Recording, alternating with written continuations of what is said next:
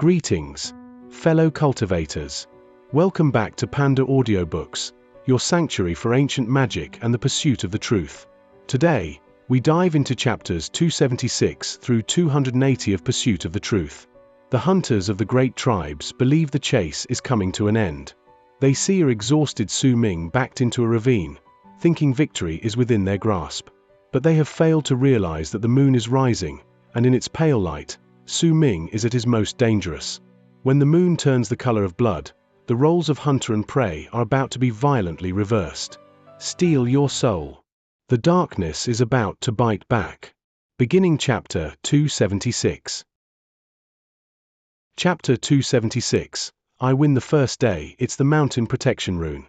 4th. Did you know that changing the rune is very bothersome? It's seriously very bothersome. Who would change that thing so easily? But that damn 7th summit, they're just bullies. Hu Zi held onto Su Ming tightly with a face full of rage. Su Ming wrestled himself out of Hu Zi's grasp, then looked at the livid man and found himself speechless. They went too far this time. I won't tolerate it. Hu Zi shouted out, lifting his hands along with his voice. 4th, what's with that expression of yours? It was a feat that Hu Zi could still see the odd expression on Su Ming's face when he was so angry and asked curiously. No, it's nothing. Su Ming let out a few fake coughs. He had a feeling that now was not a good time to talk about the things he wanted with Hu Zi. Just as he was about to find a chance to leave as quickly as possible, Hu Zi's furious roar reverberated through the cave once again. They are humiliating me. This is a blatant challenge thrown in my face. Isn't that right, youngest junior brother? Isn't it horrible that they did something like this? Isn't it heartless? Isn't it without honor? Isn't it utterly shameless? Hu Zi began pacing in his cave, and his messy hair made him look like a maniac as he continued shouting. They are horrible. It's a complete waste for me to have gone over to take care of their rune in the past. They are heartless. I repaired their previous rune multiple times in the past. You know. They're seriously without honor. How could they not tell me that they changed their rune? 3rd senior brother, I still have some things to do. I'm just going to go now. Su Ming quickly took a few steps back in an attempt to leave the place. Youngest junior brother, don't go. Hu Zi ran forward and blocked Su Ming's path. He was burning with rage, but underneath that rage was excitement. Youngest junior brother, you have to be my judge. Say, I haven't been here for long, but did you know? That 7th summit has already changed their mountain protection rune 6 times. 6 times. This is the 7th time. Aren't they just bullies? Every single time they change it, the new one is much more complex than the last. I have to mull over it long and hard before I find a way to break through it. Especially this time, they just went overboard. They went way overboard. I used a total of 10 days to calculate and find the equations for it. It's been 10 days since I went out to peek at someone else. 10 days. Su Ming let out a wry smile. He was just about to speak when an excited expression lying underneath Hu Zi's rage replaced the look of fury. But Hu Zi waved his arm and his bloodshot eyes were filled with brilliant light. I still broke it. What's a mountain protection rune before me? I'm the smartest person around. Youngest junior brother, look. Hu Zi dragged Su Ming to the carved ground and pointed at the dazzling pictures covering it. Solving a rune is easy. What is hard is how I'm supposed to make the rune open up for me without it being noticed. Look, this line is me. Hu Zi grew increasingly more excited as he continued speaking. He took up his knife and drew a zigzagging line on the ground.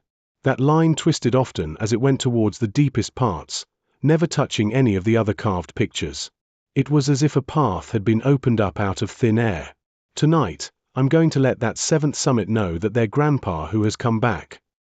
Hu Zi patted his chest and laughed loudly. A glint appeared in Su Ming's eyes and he crouched down to inspect the pictures on the ground. After a long while, he lifted his head with a smile on his face to look at the pleased Hu Zi. 3rd senior brother, you're indeed the smartest. Once Hu Zi heard it, he became even more pleased with himself and slapped Su Ming's shoulders hard. You're my bosom buddy, youngest junior brother, there's no doubt about that. Tonight, I'll bring you out to broaden your view of the world. I know a few good places on the 7th summit. I never told anyone about them before, you know. I even gritted my teeth and didn't tell Master when he came to me in flowery robes. I've decided. How about I bring you to see Qianlan Meng?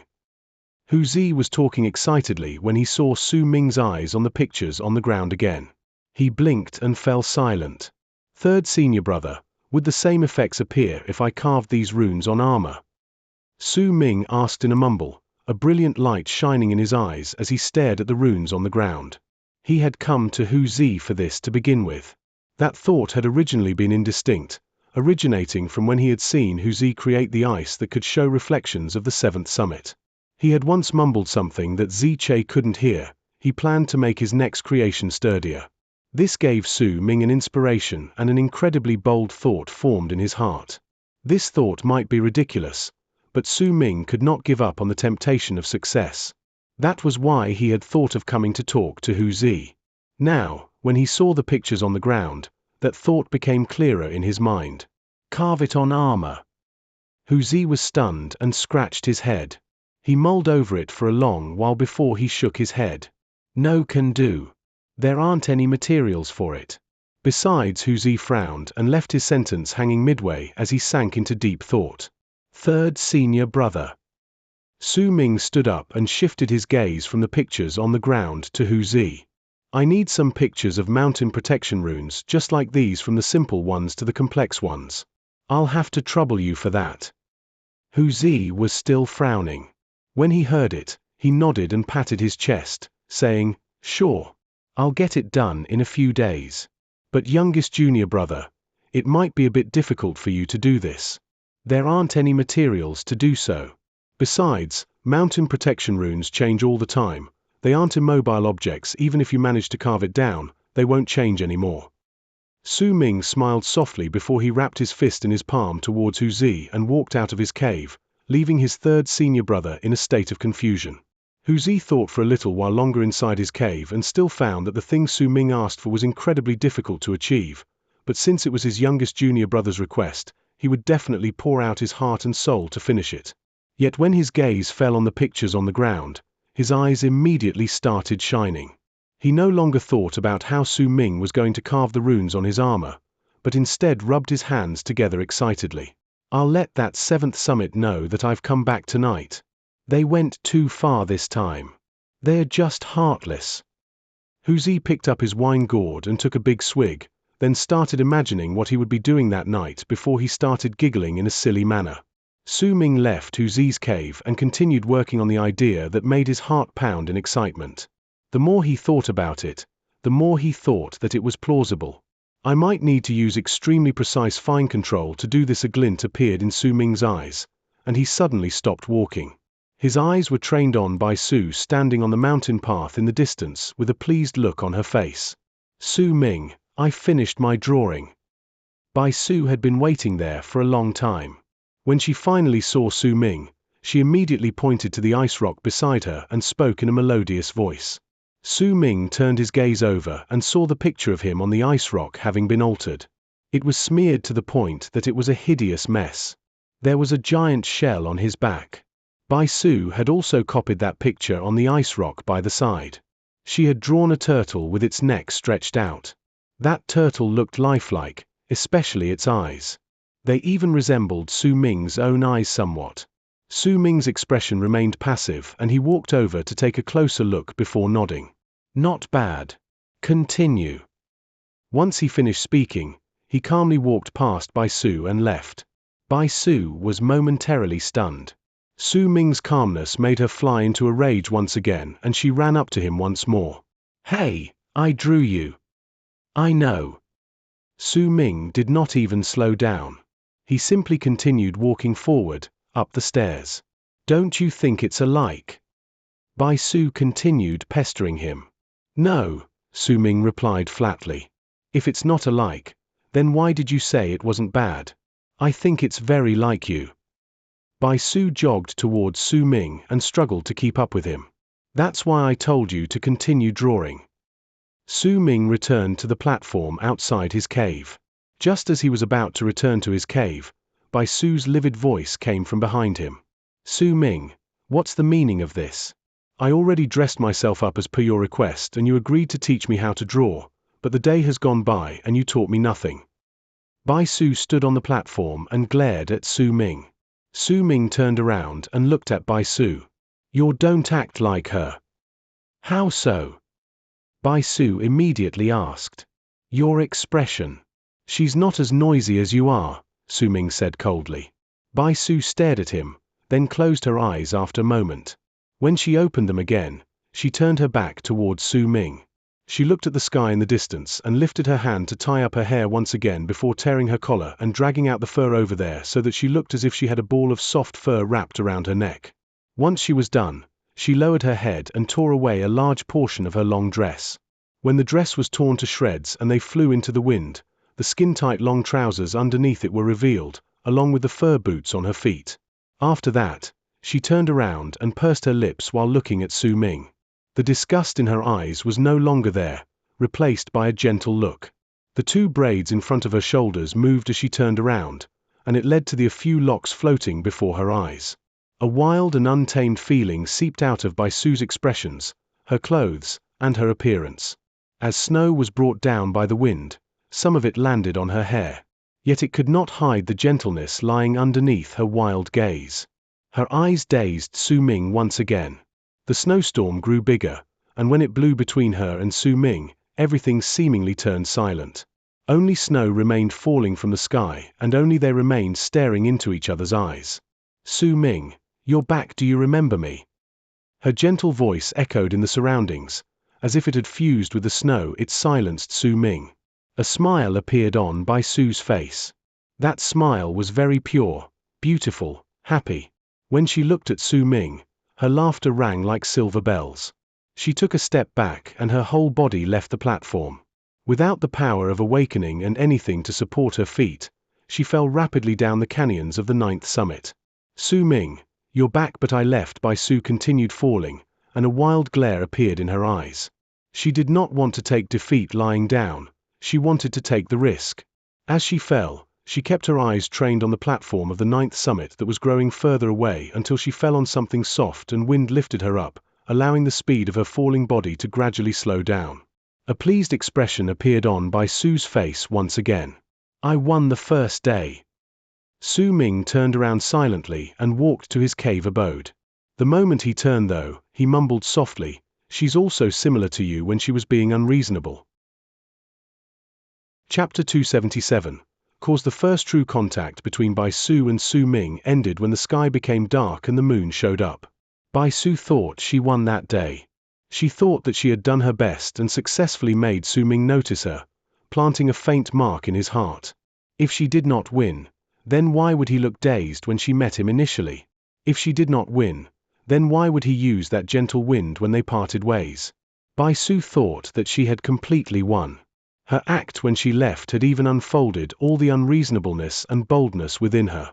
When she thought about it, Bai Su could still feel her heart pounding against her chest. She sat down within her cave in the 7th summit and looked at the bronze mirror before her.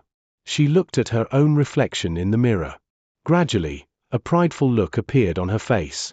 Su Ming, you must have not expected me to do this, heh.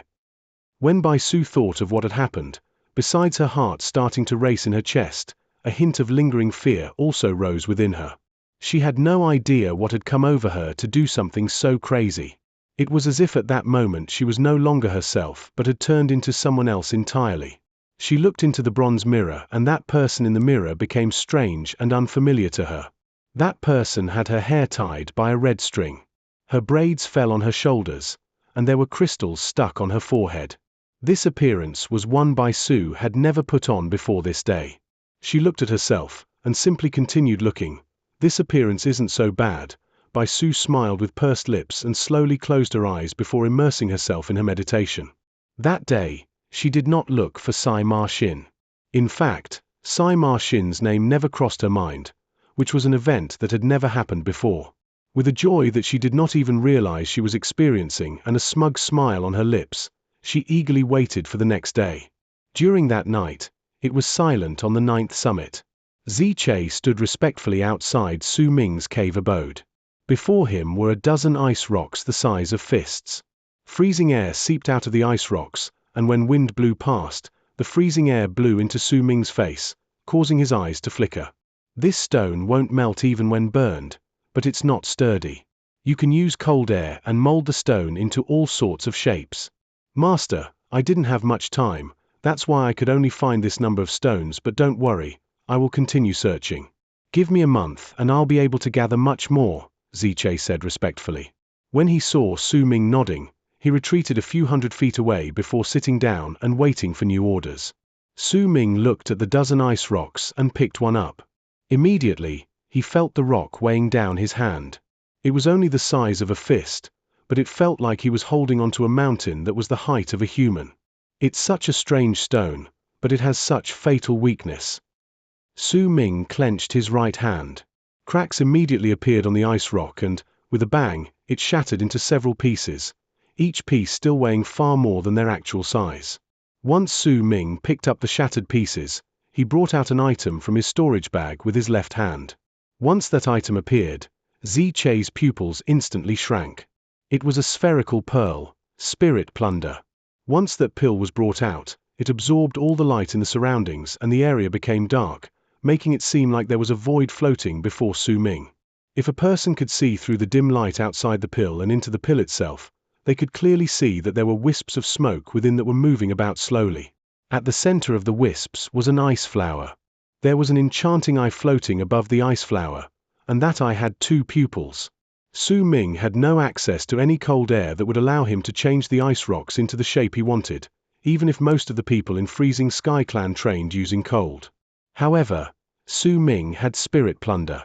A thread of the prodigy Sai Ma Xin's berserker mark was in the pill. As Su Ming pointed at spirit plunder with his left hand, the dim light on the pill instantly vanished and was replaced with the seemingly sealed ice that flowed on top of the wisps of smoke. The chilling air from the flower wound up Su Ming's left hand. When he pressed his hand on the ice rocks, that cold air spread out and surrounded them. As the cold air seeped into the stones and gradually fused with the dozen ice rocks, the rocks started shrinking. After the time taken to burn an incense stick, when Su Ming lifted his hand and the cold air dissipated, 2 hoops made from those dozen ice rocks appeared before him. The 2 hoops were of normal size and were very fragile. They could be destroyed if he used the slightest strength, but the weight added together of the 2 hoops was equal to a small hill. Su Ming took up the hoops and a grave look appeared on his face. The 2 were very heavy, but not to the point that he could not lift them up. Yet if he had more pairs of these things, then unless he circulated his qi, then he would be unable to move them with his physical body. I hope you'll be able to help me increase my speed. A light flickered in Su Ming's eyes and he placed the 2 ice hoops on his feet before standing up and taking a step forward. The moment he took a step forward, the platform shuddered. It's still not enough. Su Ming walked around back and forth on the platform. Once he found that he was not in too much discomfort, he no longer thought about it and sat down once again. With the moonlight shining on his face, he looked at the moon in the sky and a contemplative look appeared in his eyes. I can use ice rocks to increase my speed, but that's only to increase my physical body's speed. It won't help me increase my speed when I fly, that's already not part of my physical abilities. But Su Ming looked at the moon in the sky, and a scene gradually appeared in his eyes. There was a golden light shining in the horizon within that scene. That golden light stirred up a huge gust of wind and traveled 10,000 leagues in distance in the span of a breath, approaching the place at a shocking speed before turning into the golden rock that was about 10,000 feet in size. This is the fastest speed I've ever witnessed. Su Ming mumbled and closed his eyes. After a moment, he opened them and brought out the drawing board. He drew a few lines with his right hand and immediately, a golden rock appeared on the drawing board before his eyes. In regards to my speed, I can use the ice rocks to train my body so it'll be able to resist the pressure brought by faster speeds, which will in turn increase my physical speed. Similarly, I can copy the instant the golden rock flapped its wings and use it as the second style in my picture creation. By doing so, I'll be able to increase my speed more completely. Determination appeared in Su Ming's eyes. As for my defense, I have to wait for third senior brother to bring me those runes before I can begin the tests. Su Ming sank into his thoughts once again for a while before he focused his attention and started drawing on the drawing board once again. He was so absorbed in it that he ignored everything else around him. His entire mind was on the drawing board, and as he drew, multiple flying golden rocks appeared on it. Every single time the golden rocks flapped its wings, their feathers would change, their bodies would transform, and under Su Ming's hand, the differences of each individual bird gradually became clearer. It was the same as when he had copied Ma Xin's sword attack. He would continuously copy it to search for his own creation. When morning arrived and the morning sun rose in the horizon, Bai Su came once again to the 9th summit. She was still dressed in that manner and was still smiling while showing her canines. With a proud expression on her face, she walked past Xianxia and stood before Su Ming. She looked at him sitting there with the morning sun shining on him as he drew on the drawing board. Bai Su stood by the side and watched for a moment but could only see Su Ming moving his finger on the drawing board. She could not see what he drew. In her eyes, that drawing board was empty. After a moment, she grew impatient. "Hey, I've been waiting for half a day. Stop pretending I'm not here." It was as if Su Ming did not hear her and simply continued drawing. When Xianxia saw this in the distance, he smiled wryly and turned his head around to not watch them anymore. He could not understand Su Ming's actions. If he hated the girl, then why did he let her come here? But if he did not hate the girl, then why did he not choose to see her from the very beginning? Xianxia could not see through the secrets behind this. When Bai Su saw that Su Ming still pretended to not have heard her, she let out a harumph and went forward to snatch his drawing board. Yet the moment she wanted to act, for some unknown reason, when she saw the concentrated look on Su Ming's face, her outstretched hand froze. It was as if she hesitated for a moment, but her hand still seized the drawing board. The instant she touched the drawing board, her hair suddenly floated up and the red string tying up her hair immediately broke, causing her long hair to fall down. Her clothes started flapping viciously as if a violent gust of wind was blowing against her. Bai Su's face instantly turned pale and a dazed look appeared in her eyes, as if she had lost her soul and it was sucked into the drawing board. Right before her eyes, an unfamiliar world appeared. She saw a golden light passing by through a dark sky. Once that golden light passed by, another appeared. She had no idea how long it lasted, but Bai Su saw countless golden lights. The moment she felt as if she forgot herself and her mind turned blank, an aloof voice seemed to echo within the clouded and indistinct world. "This is a lesson for you. Don't interrupt my training." After the words, Bai Su felt as if her soul returned and she regained control of her own body. She trembled, and the world before her shattered. Once her vision reassembled itself, she saw Su Ming's eyes. There was calmness within his eyes, but within that calmness was a might that made her heart tremble. That imposing might in his eyes was one that Ma Xin did not possess. Under his gaze, an indescribable fatigue and weakness spread through her whole body. She staggered a few steps back and her vision blurred. She fell unconscious to the ground. She fainted because she did not have the divine sense Su Ming had that had surpassed most of those in the Berserker tribe. With her weak mind, she could not handle the golden rock's light that was formed by Su Ming's repeated drawings. "Send her down. We'll have a few days of peace," Su Ming said slowly, then continued immersing himself in copying the golden rock. Xianxia quickly walked forward. With one wave of his arm, he took Bai Su away from the 9th summit. Chapter 278. Dream. There was a legend that had been around for a long time among the people in the Berserker tribe.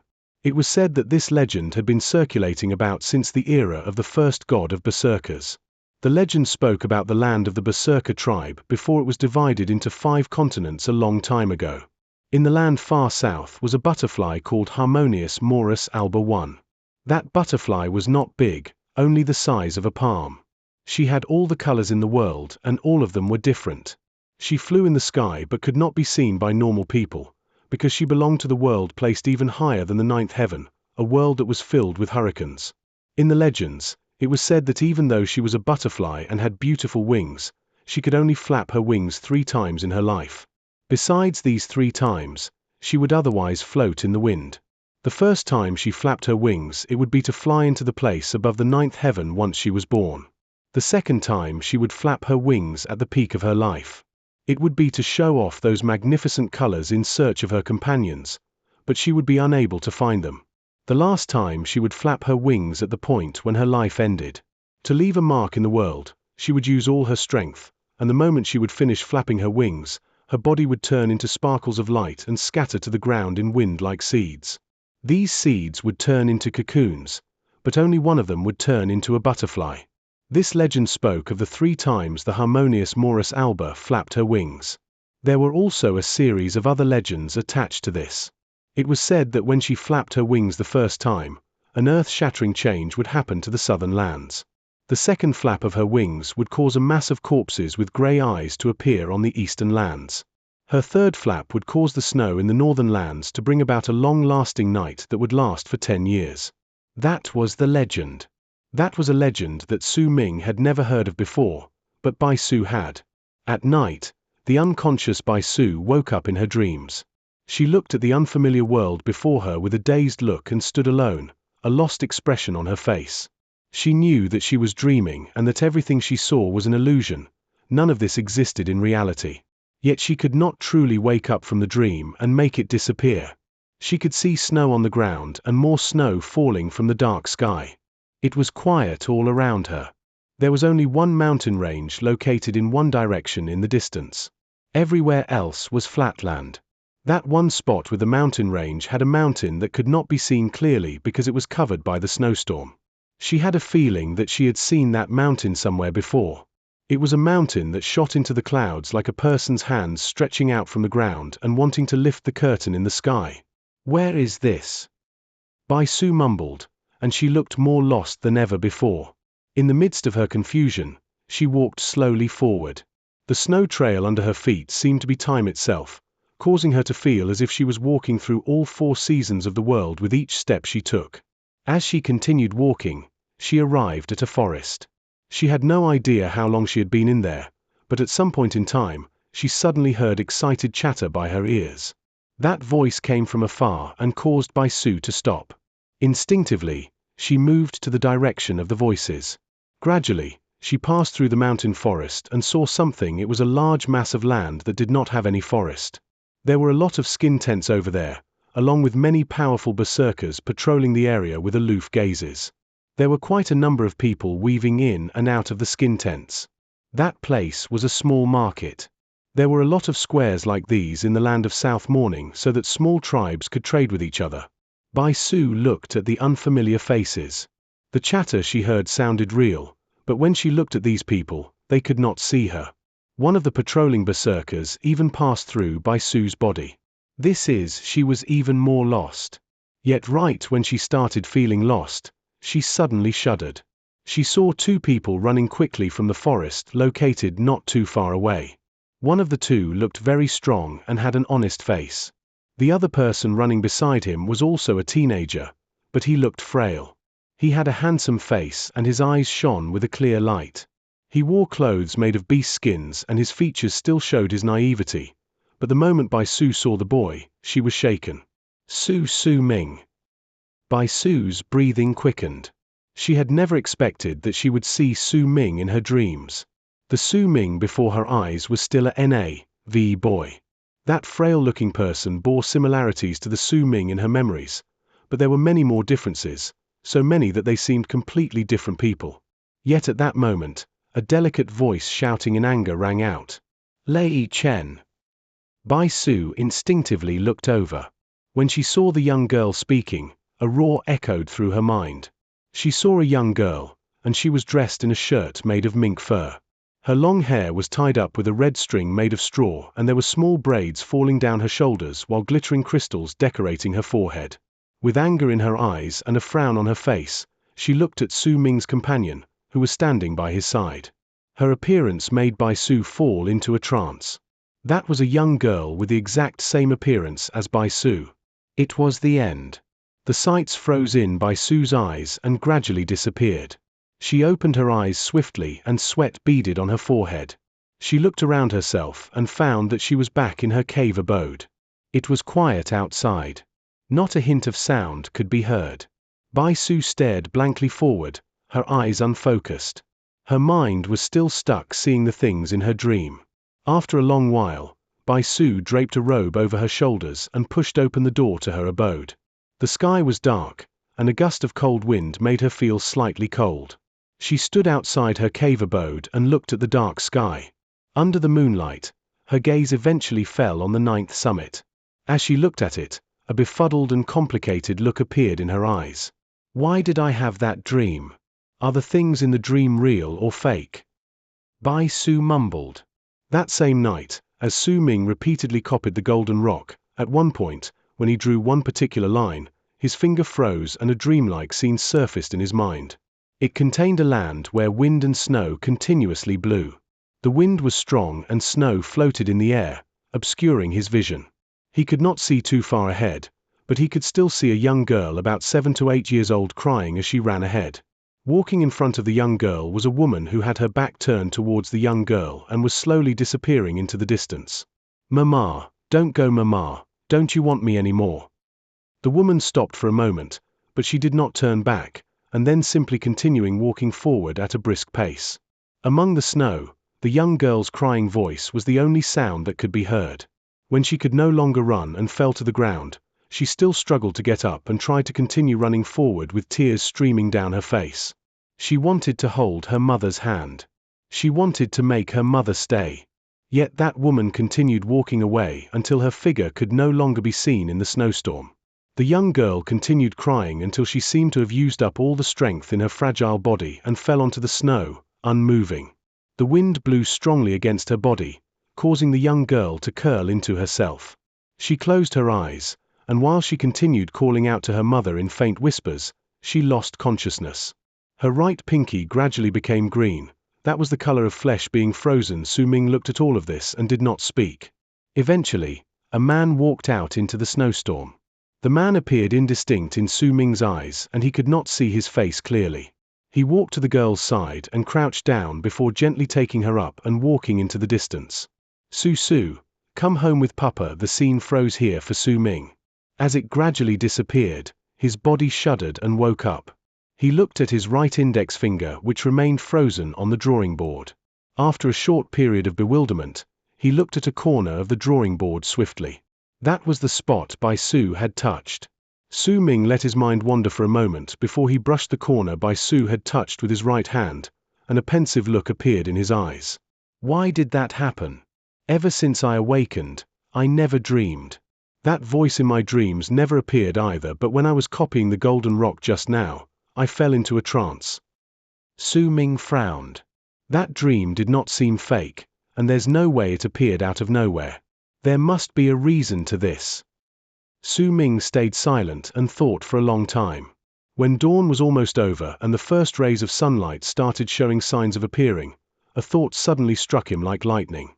Could it be when Bai Su touched the drawing board yesterday and had that brief instant of contact with my divine sense when I was fully concentrated in my task? It also meant that our memories were connected for a short moment of time? And because of that I had that dream just now. The divine sense also has the power to look into other people's memories. Su Ming sucked in a deep breath.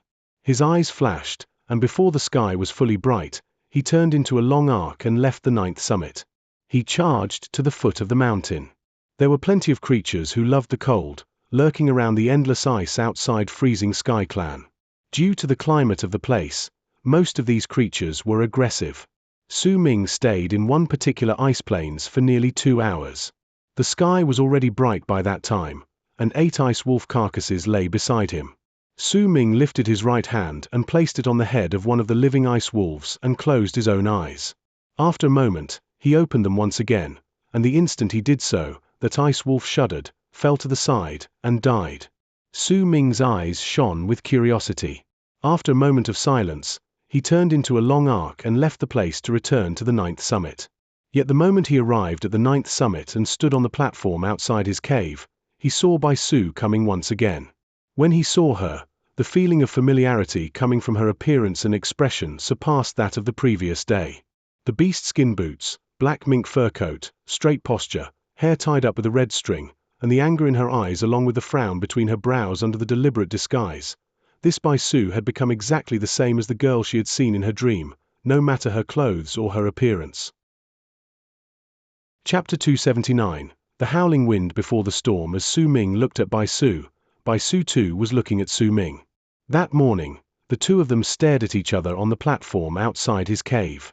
When Bai Su saw Su Ming hypnotized and bewildered for an instant, she no longer felt pleased with herself. There was only an indescribable feeling within her. She knew that her dream might very well have been real.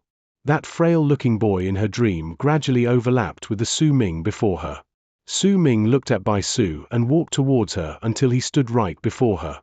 He looked at that familiar face, and after a long while, he lifted his hand and grabbed her right hand, lowering his head to look at it. This was the first time he touched Bai Su's skin. She shuddered and instinctively struggled, but she could not escape Su Ming's grasp.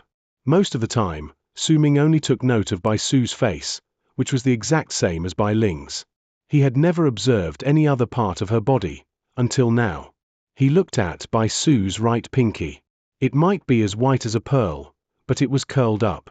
It could not straighten out. Bai Su broke free from his grasp and took a few steps back before she looked at Su Ming with mixed feelings in her heart. You saw it? Su Ming nodded. Bai Su was silent for a moment, then asked, "Why did this happen?" When she lifted her head, that complicated look could still be seen in her heart. That finger was her secret. She did not want anyone knowing about it. It was her most vulnerable part, and she had not even told Sai Ma Xin about it. "You should not have interrupted my training." Su Ming shook his head and walked past Bai Su before sitting down on the stone outside his cave abode and bringing out his drawing board to resume drawing. Bai Su stood still for a long while, then for the first time, she turned around quietly.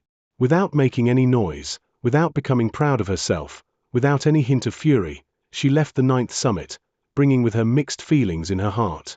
When she left, Su Ming lifted his head and looked in the direction she had left before sighing softly. "This is your destiny, and also my creation. This is the path you chose. I didn't force you to. When you can no longer tell who you are, Sai Ma Xin will lose." Time trickled by without anyone noticing it, and in the blink of an eye, another 3 months passed by. There were less than 6 months left till Sky Mist Shaman Hunt. During those 6 months, an increasing number of people in Freezing Sky Clan entered their final isolation, begun their final preparations, and occasionally, some Freezing Sky Clan disciples would travel together to go to the affiliated tribes located at the borders of the Great Tribe of Freezing Sky, which were located not too far away from the school itself. There were quite a number of squares over there, and the disciples could buy some of the things they needed.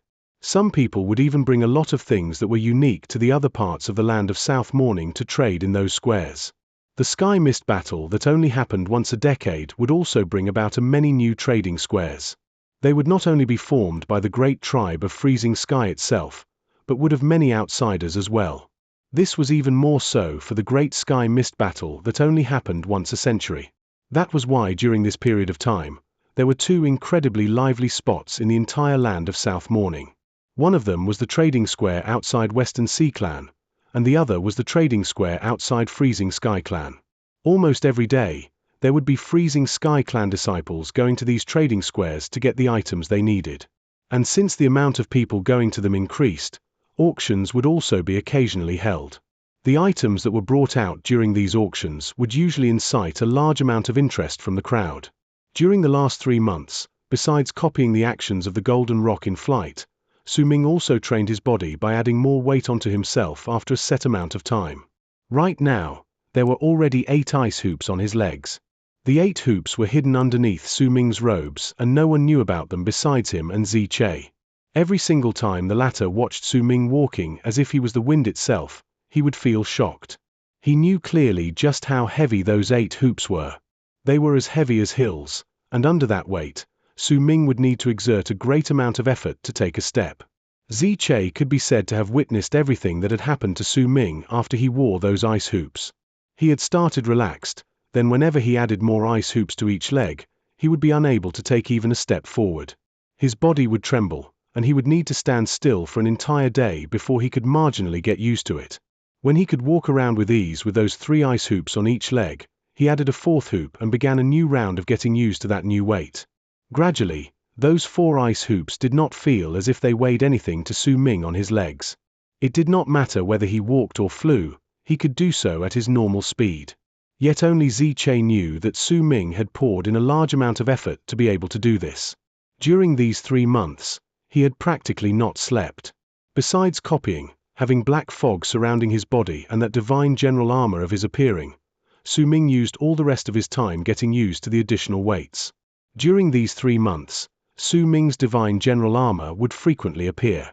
Sometimes, it would gather up and turn into armor, and at other times, it would scatter around him. Every single time the black fog from his armor appeared, Su Ming would pour all his attention into using fine control along with his divine sense to start making a series of combinations for his armor. These combinations were made according to the dozens of runes Zi had sent to him 2 months ago, and the changes were made according to the transformations within those runes itself. This was that absurd idea Su Ming had had. If he could not increase the methods he had to defend himself, then he would have to create them himself. The best way was to control the black fog he obtained when he was awakening was to turn it into various runes as the black fog was in the process of manifesting into his armor. In theory, it was simple, but when it really came down to it, it was difficult. Su Ming had no knowledge whatsoever regarding runes, so it was hard to make them with the black fog without making any mistakes. Besides, Zi mostly relied on his natural talent in this area and could not explain the concepts clearly to Su Ming. Su Ming had to rely on himself to understand everything.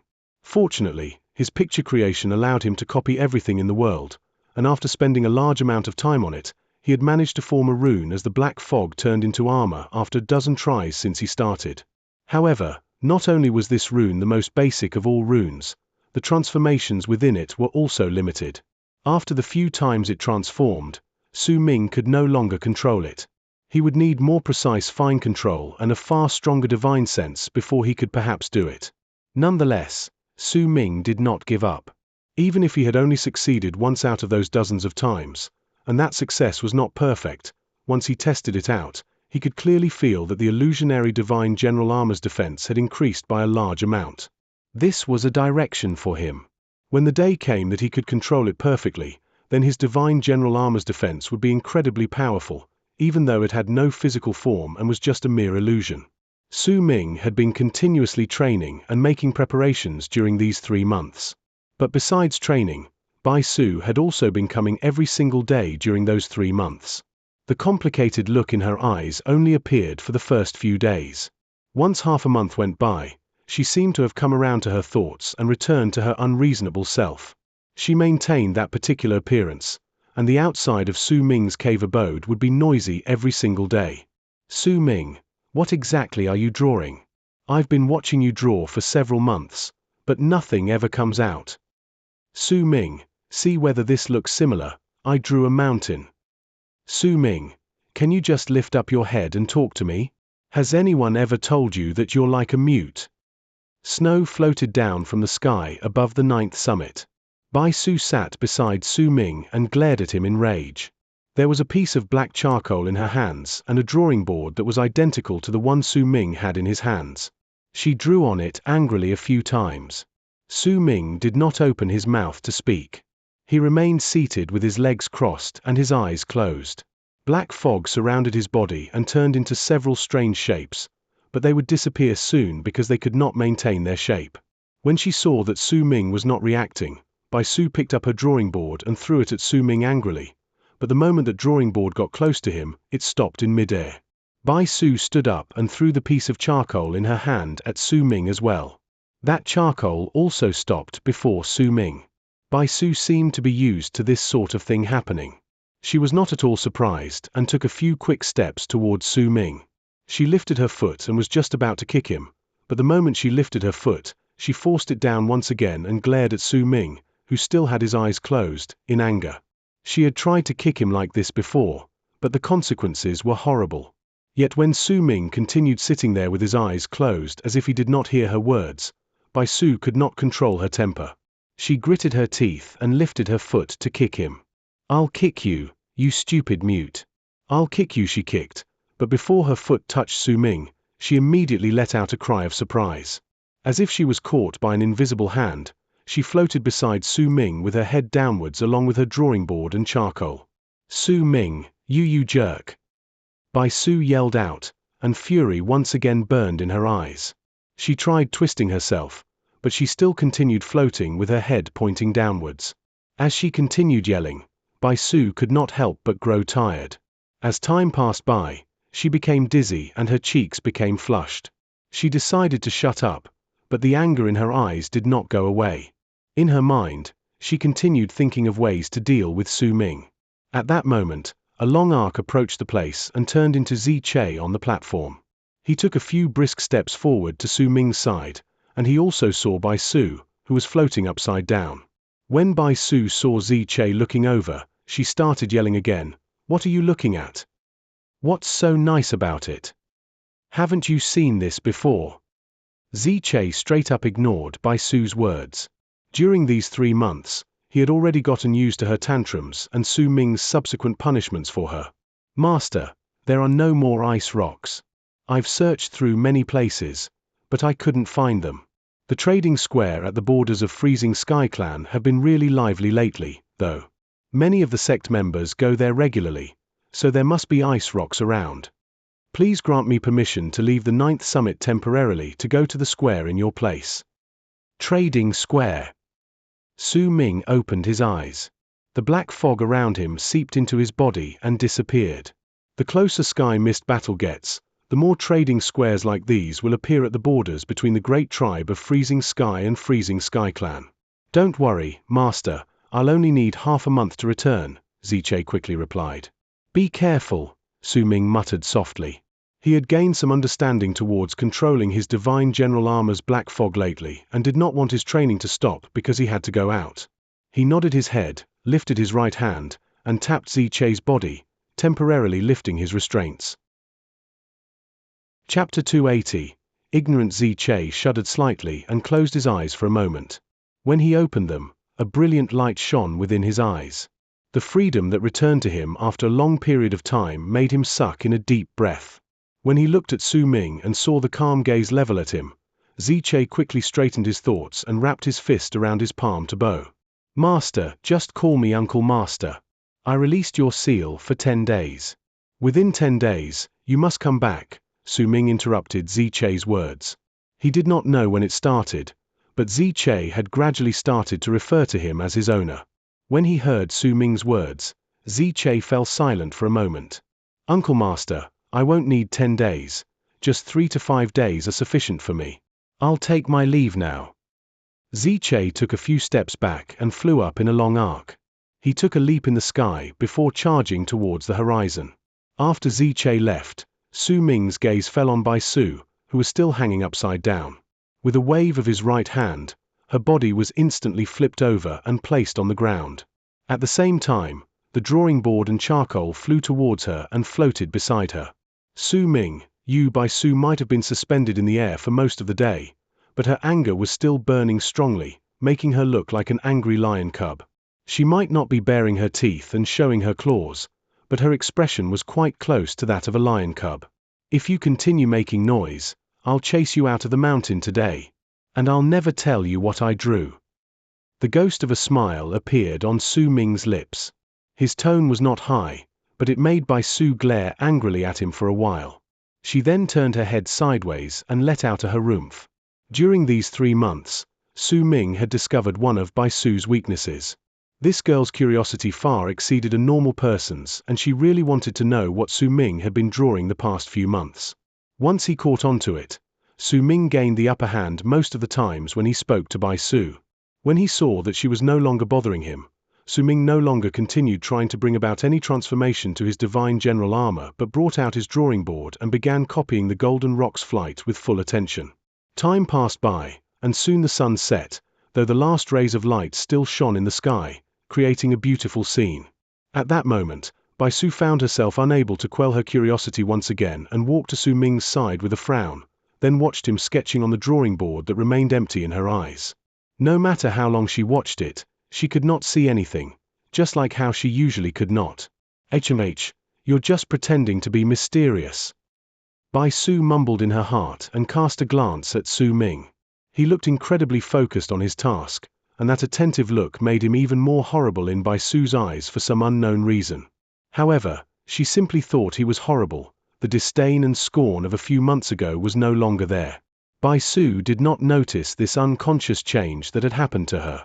When dusk was over and the sky gradually became dark, she averted her gaze and let out a few fake coughs by the side. I know what you're drawing. So you're drawing this, her. Not bad. It's marginally acceptable, but there's something wrong with this part. As Bai Su spoke, she quickly pointed at a spot on Su Ming's drawing board with her right hand. But there's something lacking in this drawing, so the entire feel for the portrait is gone. If you change the brush strokes here, then it'll be better. This part too isn't really that good. Bai Su put on an air as if she had seen through what Su Ming was drawing and started giving directions as if she was an old expert in this. Yet Su Ming continued to be like a block of wood, as if he did not hear her. Though she might be slightly used to Su Ming ignoring her this way, Bai Su still felt herself burning with rage. She had a feeling that all her anger of this life had been forcefully dragged out of her during the course of these 3 months. This was something that was rarely seen in her life. You self-conceited, egotistical jerk. You're just pretending to be mysterious, pretending to be deaf. You jerk. Jerk. Bai Su stomped her feet and turned around to walk to the side. She was just about to leave, but after taking a few steps, she found herself not wanting to take defeat lying down. She turned her head back and looked at Su Ming, who was still sitting on the platform with his usual calm expression, fully absorbed in drawing. Bai Su glared at him angrily for a long while before grabbing her drawing board and sitting down. Once she scribbled on it with her charcoal, the anger on her face turned into a smile, though she still occasionally glared at Su Ming. Eventually, when it was completely dark, she placed her drawing board before Su Ming, let out a snort again, and left the mountain. When she left, a pleased expression appeared on her face once again. Her lips would occasionally curl up in a happy smile as she was on her way back to the 7th summit, looking forward to tomorrow. It's his fault for bullying me. I'll ask him whether he saw my drawing tomorrow and how it looks like to him. Bai Su placed her hands behind her back and walked up the mountain happily. Her hair, which were tied with a red string, danced in the air. The 2 braids by her ears swayed as she moved, making her look incredibly adorable. The smile on her lips and the smug expression on her face made Bai Su possess a completely different beauty compared to a few months prior. Ah, isn't that Sister Su Su? Come, let your older sister look at you. Just what exactly made you so happy? A delicate laughter came from behind Bai Su as she walked up the 7th summit stairs. Soon, a girl who was about the same age as Bai Su came out as well. The girl was also very pretty, and as she laughed, a teasing look appeared on her face. Bai Su quickly turned her head back. When she saw the girl, a light flush appeared on her cheeks, but she soon glared at her. Xianxia, you're younger than me by a few days. How dare you call yourself my older sister? I'm older than you, and I entered the school earlier than you did. I'm the senior sister here. As Bai Su spoke, she also started laughing and started playing with Xianxia once she walked up to her. All right, you're the senior brother. Stop it, I'm ticklish. It's your fault for talking so weirdly to me just now. Playful sounds along with laughter that sounded like silver bells echoing with joy traveled down the stairs leading up to the 7th summit. The 2 girls played and chased each other up the mountain. Su Su, I have to stop talking to you now. I have to go to eldest senior sister. Xianxia patted her chest when they were at the mountainside, calmed her breathing, and spoke to Bai Su with a smile. All right, I have to go back to my cave abode too. Bai Su's cheeks were flushed due to her frolicking around just now. She nodded her head with a smile. Xianxia was just about to leave when she hesitated for a moment and looked at Bai Su. Su Su, I heard that you've been going to the 9th summit for the past few months. Bai Su was taken aback. She cast a glance at Xianxia and did not speak. I just saw you going to the 9th summit again to look for that horrid Su Ming. When Xianxia mentioned Su Ming's name, a look of distaste appeared on her face. Su Su, that Su Ming is very annoying and egotistical. He thinks he can strut around like he's some hotshot just because he came to a tie with senior brother Sai Ma. Who the heck does he think he is? I hate that type of people the most. Don't be fooled by his flattery. I understand that type of person the most. When Xianxia saw Bai Su not making a sound, she continued speaking. Yet before she could finish speaking, she was interrupted by Bai Su. That's enough. He's not as hateful as you said he is. Bai Su's words tumbled out of her mouth instinctively, and when she finished speaking, she was stunned. In her mind, she was the only one who could call him egotistical, pretentious, and arrogant. If anyone else said those things, she would feel uncomfortable. Su, you have to believe me. I understand him more than you do. I went to summon him over on behalf of eldest senior sister before, but I had to go there multiple times. I know exactly how he is. He definitely showers you with flatter and butters you up. He's absolutely nothing compared to Big Brother Sai Ma. Big Brother Sai Ma is the one who's truly nice to you. Xianxia sighed lightly and looked at Bai Su. Bai Su remained silent. When she heard Sai Ma Xin's name, a dazed look appeared in her eyes. He appeared faintly in her head, but she could not see him clearly. Over the past few months, while she had initially wanted to see Sai Ma Xin practically every single time, gradually, she would only think about him once every few days. And now, it had been a month or so that Sai Ma Xin's name had not appeared in her head. Su, wake up. Su Ming isn't a good person. He's too arrogant. He doesn't even respect eldest senior sister, and it's only been a few months since he entered the school. He won't be able to last long with this attitude. Sky Mist Shaman Hunt is about to begin. With his attitude and with how he does things, he'll definitely die. The moment Xianxia said those words, she suddenly stopped speaking, because Bai Su had lifted her head to look at her, and her gaze was cold. First off, I have my reasons to go to the 9th summit. The arrogant and haughty person you said who will surely die has never spoken a nice word to me. When we're together, most of the time, I'm the one talking and he's usually silent. There are plenty of times where he's immersed in his own world and other people cannot enter it. On the other hand, Sai Ma Big Brother Sai Ma is completely different from him. When she came to the latter half of her sentence, a mixed set of emotions filled her heart, causing her to be unable to continue. Instead, she turned around and left Xianxia with an open mouth, as if she was about to speak. Not long after Bai Su left the 9th summit, Su Ming slowly lowered his right hand. He lifted his head and looked at the sky. A frown gradually formed between his brows. Something's missing. I've been copying for 3 months, but I still can't gain a deeper understanding towards this. It's as if there's a layer I can't break through that's covering the secret of the Golden Rock's flight. What am I lacking? As Su Ming mulled over his thoughts, his gaze naturally fell on the drawing board Bai Su had left behind before she left. The spot she placed the drawing board was ingenious. Su Ming would be able to see it the moment he lifted his head. When he saw the drawing board, Su Ming smiled. Bai Su had no talent for drawing. Most of the time, people would need to guess just what it was she had drawn, but this time, her drawing was simple. There was a girl with her hands on her hips on the drawing board. She stood on a cliff with her foot lifted and a smug expression on her face. She was kicking towards a huge pig that had its eyes closed and its head lowered. By the looks of it, she wanted to kick the huge pig down the cliff. There was Su Ming's name scrawled on the pig's forehead. Su Ming shook his head and was about to avert his gaze when a bright glint appeared in his eyes. He stared at Bai Su's drawing board and the light in his eyes grew brighter. Thunderous rumbles echoed in his head. Could it be it's lacking? We have reached the end of chapter 280. A heavy silence has fallen over the ravine, and those who thought they were the masters of the hunt have found only a cold grave. Su Ming continues his journey, but he carries new scars and a power that is starting to change him fundamentally. Thank you for spending your time in the sanctuary at PandaAudioBooks. If you felt the intensity of that counterattack, please leave a like and share the video. Your support is what allows us to keep the sanctuary doors open for every seeker of the truth. Where do you think Su Ming will find sanctuary now that the great tribes have his scent? Let's hear your predictions in the comments. Until our next session, keep your heart steady and your path true.